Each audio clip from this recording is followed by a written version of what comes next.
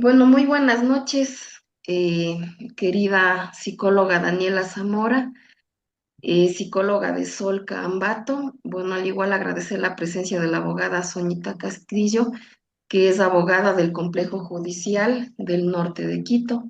Aprovechar la oportunidad para saludar también a través de esta entrevista a mi querida docente que me imparte la asignatura de Fundamentos de la Psicoterapia.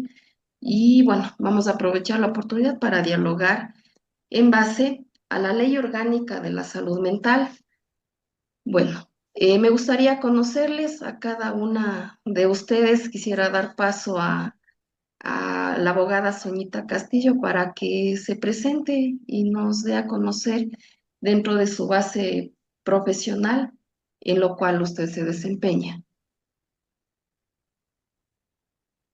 Buenas noches. Bueno, primeramente un gusto poder compartir con ustedes un tema un poquito complejo como es mezclar la ley con la salud mental. Yo soy abogada, trabajo en el Complejo Judicial Norte, específicamente en el área de la unidad anticorrupción. Eso, chicos, y un gusto poder compartir con ustedes y que fluya el, el tema. Gracias, abogada. También, bueno, dar paso a la psicóloga clínica Daniela Zamora, que es psicóloga de Sol Cambato. Le escuchamos, compañera. Muy buenas noches, un gusto poder participar en este tipo de actividades. Para mí es importante también el hecho de que puedan reconocer lo que es la salud mental. Un poco de mi experiencia, como lo acabaste de mencionar, yo trabajo en Solca, pero también trabajo en mi consulta privada. He tenido una vasta experiencia en varias áreas y ámbitos también en el sector público. Entonces, todo ello ha permitido también tener ciertas acciones de manera positiva en lo que es la salud mental y más que todo ahora fortalecer principalmente el marco legal sobre las situaciones que se están dando en lo que es salud mental. Muchas gracias por el aporte de las dos. Bueno, como conocedores de la Ley Orgánica de Salud Mental, sabemos que es una ley que garantiza la promoción y promoción y atención y recuperación de la salud mental en la comunidad, siendo un derecho humano fundamental. Bueno, me gustaría hacerles dentro del perfil profesional de cada una de ustedes una pregunta. ¿Qué tan adecuado consideran la redacción y aplicación de la Ley de Salud Mental en Ecuador? ¿Cree usted que está adaptado a las necesidades reales de la población? ¿Qué aspectos creen ustedes que deberían mantenerse o modificarse de esta ley? Me gustaría escucharle a usted, Soñita. Tenga la bondad. Bueno, desde la perspectiva normativa, yo considero que la ley orgánica sí incorpora aspectos claves como la atención comunitaria y aparte de ello prioriza la prevención de la rehabilitación psicosocial. Su redacción es clara y recoge estándares internacionales. Hay que tomar en consideración que la última modificación de esta normativa legal se dio en el 2024, entonces es técnicamente reciente. Sin embargo, pues se podría decir que tiene componentes de un marco sólido a nivel escrito, pero creo que es necesario que se fortalezca aspectos operativos, tales como la definición de rutas específicas para la atención de urgencias en este tipo. Recordemos que es muy difícil detectar a nivel legal la violencia psicológica, en virtud de que muchas veces, en su caso, la mayoría de las personas que son víctimas de este tipo de violencias tienen vergüenza a denunciar. Entonces considero que lo que se debería modificar es el tema de definir rutas específicas para establecer atención de urgencia o procedimientos de responsabilidad que nos permitan articular tanto a los sectores de salud, de educación, protección social y justicia para que estas brechas significativas sean normados y que en realidad tenga sentido lo que está escrito y la práctica. ¿Cree usted que los protocolos que se intervienen dentro de estas entidades gubernamentales son las suficientes o deberíamos hacer algo, ajustar la ley para que se pueda aplicar? más que ajustar la ley para su aplicación, yo considero que se debería establecer puntos específicos, porque como digo, no, la ley en su redacción es clara. Pero, sin embargo, en el tema de aplicabilidad y componentes estructurales de generar políticas públicas o rutas que generen responsabilidad de estas entidades para detectar la violencia psicológica como tal, creo que debería hacerse de manera más eficaz y sobre todo establecer que lo escrito se dé cumplimiento con la práctica. Claro, como sabemos, lo que está escrito a veces no se cumple, pero bueno, se trata de adaptar dentro de los marcos que nos desempeñamos, tratar de adaptar de alguna manera la ejecución de esta ley. Bueno, estimada psicóloga clínica Daniela, me gustaría también escuchar su aporte con respecto a esta pregunta. ¿Cuál sería su opinión? Desde mi perspectiva, y más que todo más que todo lo que nosotros conocemos como salud mental, sí se enfoca en ciertas áreas, pero sí nos hace falta un poco el hecho de un trabajo multidisciplinario la acción de poder generar ciertas comunicaciones entre varios ministerios, como es el Ministerio de Salud Pública, Ministerio de Educación y el MIES, que serían los principales, más que todo en lo que nosotros podemos verificar lo que es salud mental. Fundamental y algo que acabo de mencionar, sí, es real. Una cosa es lo que está en papeles, pero otra cosa es la práctica. No se está generando algún tipo o un enfoque de derechos hacia ciertas acciones que se están ejecutando actualmente en lo que es salud mental. Claramente no tenemos salud mental para todos. Entonces debemos reconocer ello. Incluso este tipo de circunstancias de manera negativa, que no son racionales para muchas personas, han generado cierto tipo de acciones a nivel sociocultural, en el hecho también de buscar ciertas atenciones prioritarias. Entonces sí es fundamental que nosotros podamos modificar en esta área de principalmente eh, el poder nosotros trabajar en lo que es prevención, trabajar en lo que es la intervención, cómo se pueda dar, más que todo las rutas y protocolos que se puedan ejecutar en cada área, más que todo en lo que es la situación multidisciplinaria, como les explicaba en los diferentes ministerios que trabajamos en conjunto. Claro, se podría decir que el enfoque en derechos por completo no se está cumpliendo, ya que no se está brindando la atención en salud mental sin discriminación.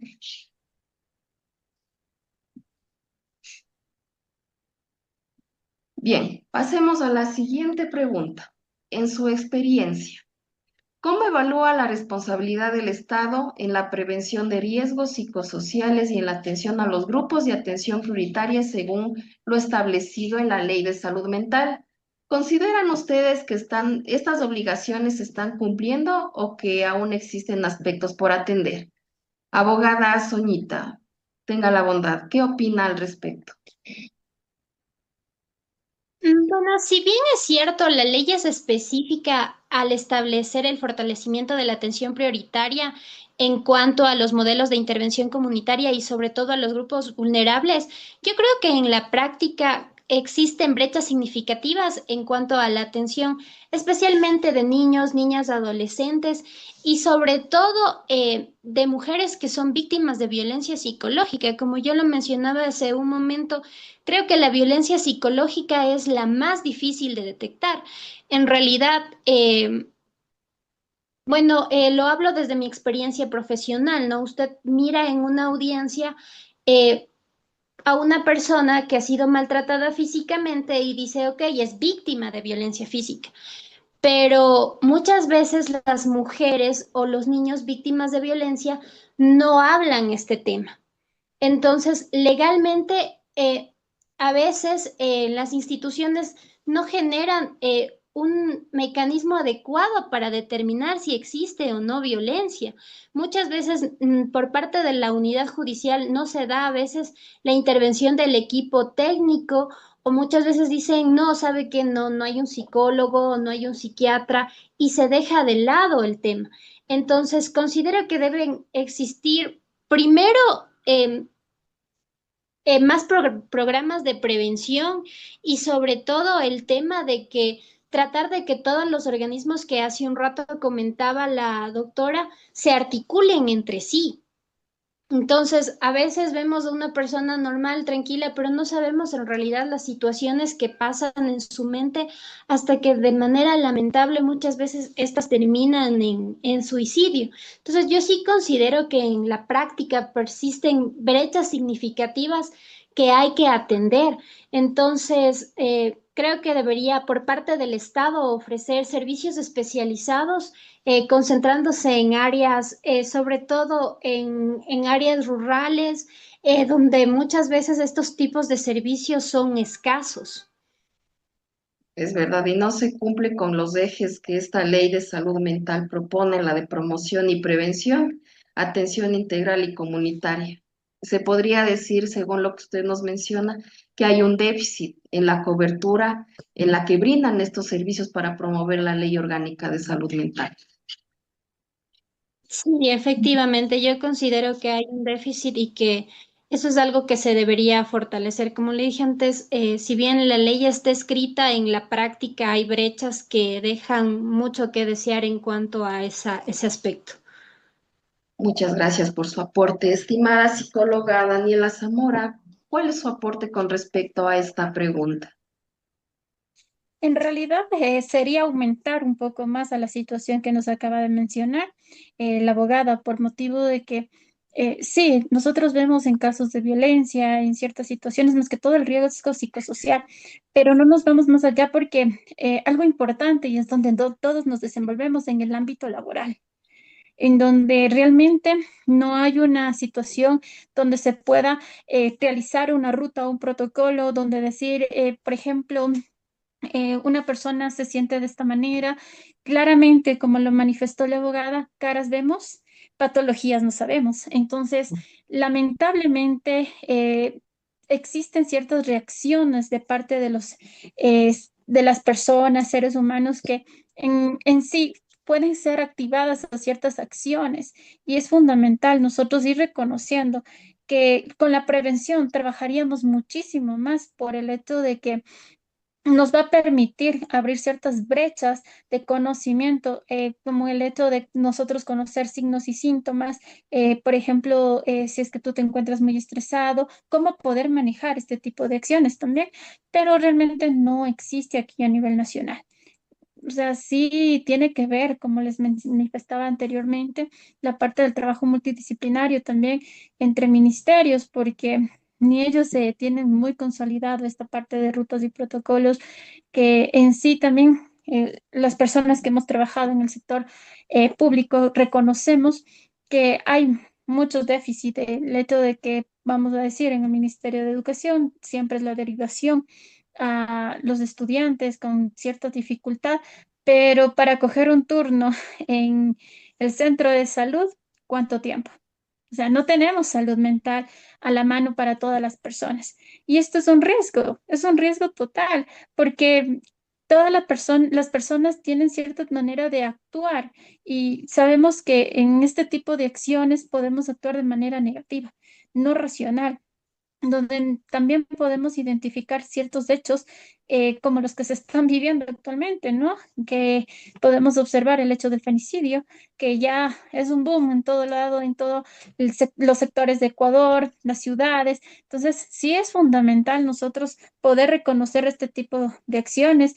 También llevar salud mental no es solo coger y escribirlo en un papel, es cogerlo y practicarlo, saberlo. Al menos las personas que sabemos y nos ponemos la camiseta a lo que nos gusta realizar, que es nuestro trabajo en salud mental, podemos hacer este tipo de acciones, pero no hay en su totalidad.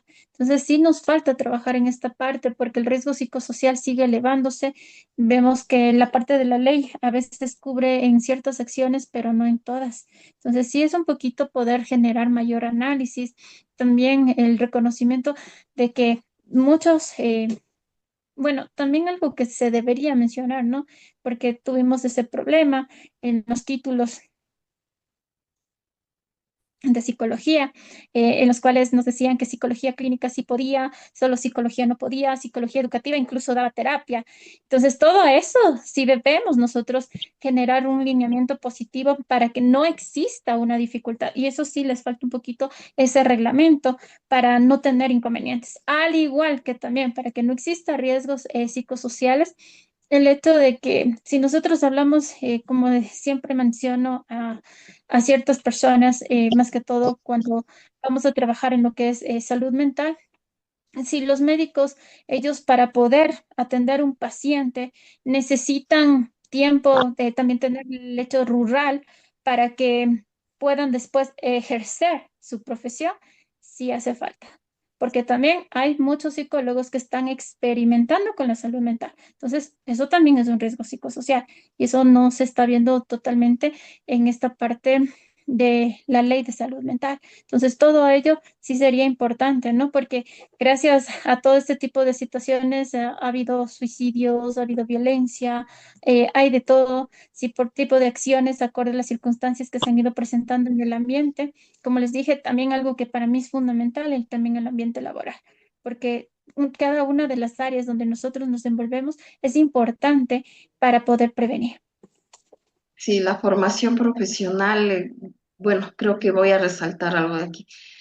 En sí, en el campo de la salud mental podría decirse que falta la formación profesional, ya que salimos con un título de tercer nivel y obviamente nos falta tener una formación mucho más amplia para poder brindar lo que es la psicoterapia y el tipo de intervención que usted menciona. Además, dentro de los diferentes organismos gubernamentales se maneja lo que son protocolos y obviamente eso también genera una limitación para que se pueda intervenir de una manera adecuada, como es, por ejemplo, el Ministerio de Educación, que no nos permite realizar un proceso de psicoterapia y por obviamente el número de estudiantes, pero el hecho de tomar un turno en el Ministerio de Salud Pública genera tiempo de espera, genera mayor incomodidad y que el síntoma, el malestar, no se trate y se dé la intervención que usted menciona, que sea, es el fundamento de esta ley, la intervención oportuna y no tardía.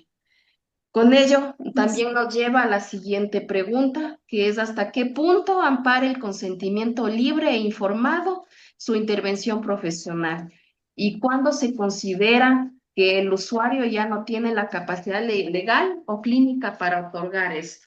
Me gustaría, abogada Sunita, que tenga la bondad, ¿cuál es su opinión con respecto al secreto de confidencialidad? ¿Hasta qué libre punto sería oportuno irrumpirlo y salvo qué criterios? Bueno, en cuanto al consentimiento informado, en términos prácticos, yo considero que protege tanto al profesional de la salud y al usuario, ya que define límites de intervención en cuanto a salvaguardar la autonomía personal y garantizar el ejercicio profesional ético. Pero, sin embargo, mi pregunta más bien aquí es el tema, ¿qué ocurre en el caso cuando una persona no tiene el estado mental de firmar un consentimiento informado? Entonces, eh, el tema de la comprensión en cuanto a la toma de decisiones, bueno, yo no comprendo muy bien el tema de salud mental, pero tengo entendido que existe también descompensaciones severas o episodios psicóticos agudos o algo así creo que se denomina. En realidad no estoy familiarizada con el tema, pero la ley en realidad no prevé mecanismos excepcionales para intervenir en estos casos. Ahora, en realidad sí, a mí me genera más bien la duda de cómo ustedes como profesionales de la salud mental intervienen en estas situaciones. O sea, como yo lo explicaba hace un rato, ok, la ley dice que en cuanto al consentimiento libre e informado debe ser el paciente o debe ser un familiar cercano, pero ¿y cuando no está un familiar cercano o cuando el paciente en realidad no puede firmar un consentimiento informado? Bien, hay que considerar también las habilidades cognitivas de la persona, también el grupo de atención prioritaria al que este paciente igual pertenece, ya que, por ejemplo, un estudiante de un colegio Obviamente es el representante quien firma este consentimiento informado para promover que se realice la intervención psicosocial en la institución. De igual manera, el Ministerio de Salud Pública también al inicio elabora lo que es un encuadre para poder intervenir de una manera adecuada. Y obviamente siempre debe haber un representante que sería una persona mayor de edad o en el caso de una persona con discapacidad quien firme este consentimiento.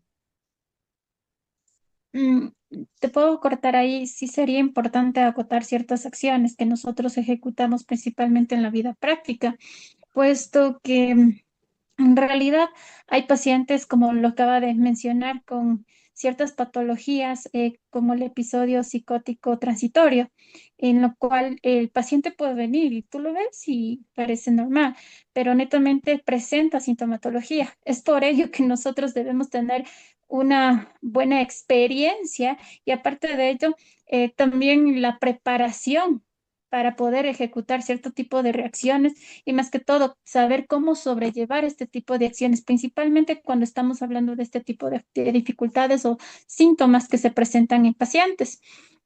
Cuando nosotros hablamos de este tipo de acciones, es fundamental reconocer que sí, o sea, siempre va a tener un vínculo familiar, entonces siempre se va a buscar el hecho de que se haga responsable en una de las secciones, pero si no, lo que se hace en la vida práctica es que el gobierno se haga cargo del paciente, que sucede más que todo en lo que es el MIES, cuando hablamos de adultos mayores, o sea, y cuando tienen más que todo un estado de vulnerabilidad, de abandono, el gobierno es el quien se hace cargo del adulto mayor, incluso el trabajo multidisciplinario que se puede ejecutar o reaccionar para no tener ningún tipo de inconveniente. Pero sí, sería muy importante, al menos en esta parte de las leyes de salud mental, que sí se tomen en cuenta, porque no solo tenemos este tipo de acciones. Claramente en el ministerio sabemos que los padres son representantes, pero a veces no se cumple de su totalidad. En el ministerio, perdón, de educación, el ministerio de salud no siempre llegan a consulta pacientes con familiares. Entonces, ahí también es el trabajo de lo que es las compañeras de trabajo social, en donde ellos nos pueden ayudar. O sea, es muy fundamental que saber que el trabajo de salud mental es un trabajo multidisciplinario, en donde tenemos que activarnos varias personas para poder sobrellevar ciertas situaciones que se puedan presentar. En esta parte del código de ética, sí es fundamental reconocer que nosotros tenemos hasta un límite donde podemos ejecutar cierto tipo de diálogo con las personas sobre lo que nos manifiesten en terapia. Pero si nosotros estamos viendo y a todos los que hemos seguido psicología, más que todo, bueno, los que sabemos evaluar un poco más la parte cognitiva, porque en realidad yo soy neuropsicóloga también. Entonces, nosotros sabemos hacia dónde tenemos que ir y cómo enfocarnos clínicamente a ese tipo de acciones para no tener mayores dificultades en el hecho de que si el paciente me dice algo que está fuera de el control de él, más que todo en la parte lineal de lo que es salud mental, nosotros poder buscar alternativas de solución. En esta parte de la confidencialidad, debe ser un documento bien redactado en donde específicamente no solo salvaguardemos el beneficio del paciente, sino también de nosotros como profesionales, porque si hay ciertas áreas, más que todo en la ley, está claramente que eh, si nosotros incumplimos ciertas acciones o hacemos algo mal, también nos cuesta nuestra licencia. Entonces, todo eso tenemos que estar al pendiente y también crear ciertas acciones de manera positiva, al igual que prepararnos, porque no es solo ser psicólogo. A nosotros nos toca ser psicólogos y abogados para reconocer un poco lo que es la ley e incluso hasta saber hasta dónde podemos llegar y buscar alternativas de solución al ser necesario. Sí, tiene mucha razón la compañera Daniela, porque nosotros, es verdad, trabajamos también con programas de intervención. En el caso de estudiantes se les institucionaliza cuando no hay un referente familiar, al igual que en los programas de atención del MIES, también se cuenta con los centros de referencia y acogida, que ampara cuando no hay un referente familiar. Entonces, de alguna manera, como menciona, el Estado está al pendiente de brindar la contención a estos grupos de atención prioritaria. Bueno, les agradezco a cada una de ustedes por el aporte que han hecho al socializar acerca de la Ley Orgánica de Salud Mental. Para concluir, bueno, agradezco el aporte de cada una de ustedes con este tema de vital importancia. Nos hemos dado cuenta que en la Ley Orgánica de Salud Mental hay, la verdad, muchas falencias. No se toma en cuenta varios aspectos, no hay una intervención oportuna. La ley lo menciona, que la atención tiene que ser oportuna, pero es todo lo contrario, la atención está siendo tardía y no está llegando hacia todos los grupos de atención prioritaria. No se considera los aspectos también zonas rurales y creo que necesita una mayor modificación, pero obviamente hay que tener en cuenta también la disponibilidad de los rubros que el Estado designa para que se desarrollen diferentes proyectos. De mi parte, agradezco mucho a cada una de ustedes al aporte que han hecho a esta entrevista que hemos mantenido. Y bueno, para finalizar, voy a dar paso a la abogada Sonia Castillo para dar por concluida esta entrevista. Tenga la bondad, abogada. Bueno, Mercy, Dani, un gusto haber compartido con ustedes y sí, efectivamente cabe recalcar que si bien es cierto, la ley estipula promoción de programas y ejes principales a través de los cuales actuar en cuanto a salud mental, la respuesta institucional y los desafíos que enfrentan en cuanto a la cobertura territorial son aspectos que el Estado debe mejorar y promocionar en cuanto al tema de prevención para así tener una respuesta eficaz en cuanto a la salud mental. Nada más que decir y muchas gracias. Muchas gracias por tu aporte, Soñita. Eh, Psicóloga Daniela Zamora, tenga la bondad en la parte final, ¿cuál sería su intervención?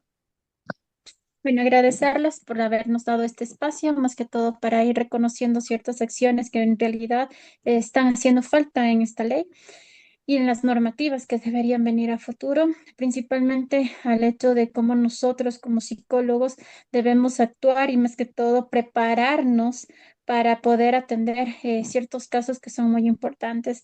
Es fundamental seguir fomentando este trabajo multidisciplinario, mejorar las rutas y protocolos, porque nos está demorando mucho en lo que es salud mental y en ciertas acciones que deben ser prioritarias, deben ser preventivas, pero no se ejecutan de la manera que, como bien lo dicen, está escrito en un papel, pero no se ejecutan realmente en la acción.